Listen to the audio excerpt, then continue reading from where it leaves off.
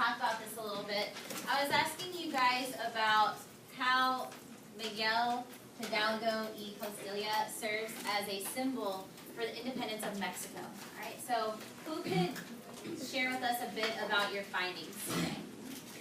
Go ahead, Jerry. Take it away. Okay, so what I said was that he basically symbolized a sacrifice for the better of his people so that they could be free. Okay, absolutely. And Jerry, I heard you say something before. You were also comparing him to someone. I said he was the Paul Revere of Mexico.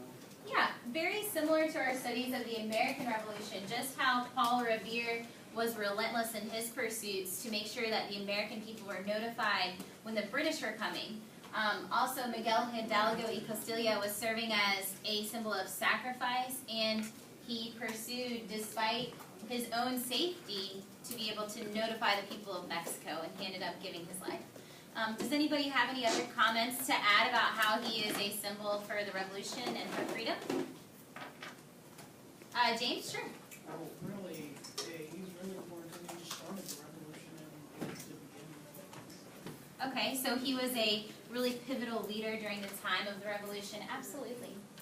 All right, so let's go back over a few things from yesterday's class. All right, so remember, our essential question we're working with right now is, what is the true source of power in a society? So we talked a little about yesterday if it's the people in a society that hold the power, or if it's the government. So hopefully through your studies of the Mexican Revolution, you guys are finding that out and starting to formulate your own opinions about who is holding the source of power in a society.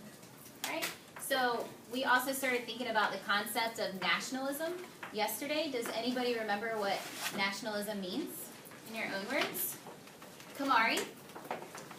Nationalism is it's like it believes that it's like going your own way. Okay, all right. And anything to add, Michael? Nationalism, from what we heard yesterday, was about identifying of your country. Okay, absolutely. So basically, just like you're both saying, it's that firm belief and sense of belonging with the country in which you live or where you're from. All right, and so as we're saying, the Mexican Revolution, make sure that you're considering how the people of Mexico really believed in where they lived and they wanted to make it better. And of course, we are focusing on Mexico, and we are now taking a look at Miguel Hidalgo y Costilla. All right, so continuing with yesterday's lesson, you guys began conducting research by using primary and secondary sources that were gathered from SAS, and we are looking at chunks of time from 1910 to 1940, and the way that we are learning is in your groups as you're analyzing your information. Once you're into this second part of our assignment, you will be creating a dramatic timeline to bring your time period and its figures to life, okay? So we will let's go ahead and take a look at that now just to review. Remember, dependent on which group you're in, that will relate to which graphic organizer that you're using. So remember, your resource links are up top. And remember to make sure you're looking specifically at which group of people you're studying to make sure you're covering those historical figures that will become your characters. We know that we're looking at social, political, and military events from this time period. So social events would be like protests. Military events would be any generals or anything like that. Any destruction or things that are happening. And then we also have political events that were taking place. We have some change in government. Hi, come on in. You're okay. Will you set this on my desk? All right, so any questions about this from yesterday? Anything that you guys were struggling with? All right, well, as those questions arise, just let me know. All right. And then, of course, collect any other notes. Remember, if your group was unable to discuss these leading questions from yesterday, make sure you guys are thinking about what is the way that you, in your group, want to portray these events and people. Also, what can your group do to show the cause and then the effect of the events that took place during the revolution? And then also, we want to make sure that our skits are portraying your analysis of your group's research using these primary and secondary sources. All right? Do any of you guys have any ideas what style of skit you want to create yet? Jabria? Okay. So Jabril, your group has chosen choice 3, a short scene with a narrator. So it sounds like you're gonna have some good participation for your skit. Eli, what were you thinking? Oh, all right. So your group has chosen to create the tableau, and don't forget to choose a narrator to describe your tableau. All right. Rosa, what's your group thinking of?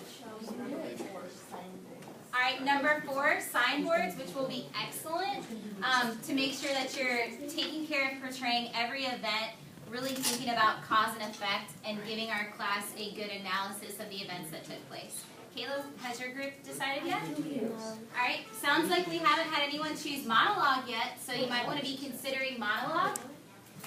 All right, so guys, remember, make sure your group talks about what props, costumes, and things that you'll need if you decide you want to use anything. Remember to keep it simple. You guys want to finish your research today and make sure you guys get into actually creating your skit. So that's where we are, and don't forget to take a look at our grading rubric because I know you guys will all do very well on this assignment. So make sure you're hitting all the criteria. And then last but not least, before we get started today, instead of watching a video clip to frame our minds, I want you guys to take a look at this quote. It's something I stumbled upon, and it said, "The most powerful weapon on earth is the human soul on fire." All right, so I don't actually mean our souls on fire. I'm talking about the metaphorical meaning, okay? So what do you guys think about this? How could this relate to the Mexican Revolution? We talked about these are a people of passion, a people of culture, a people that had strong beliefs, and that they wanted to create a huge social change across Mexico. They were breaking away from their dictator. So who could share with us what you think this quote means? Anybody want to take a try? Brian? I was afraid you were going to pick me.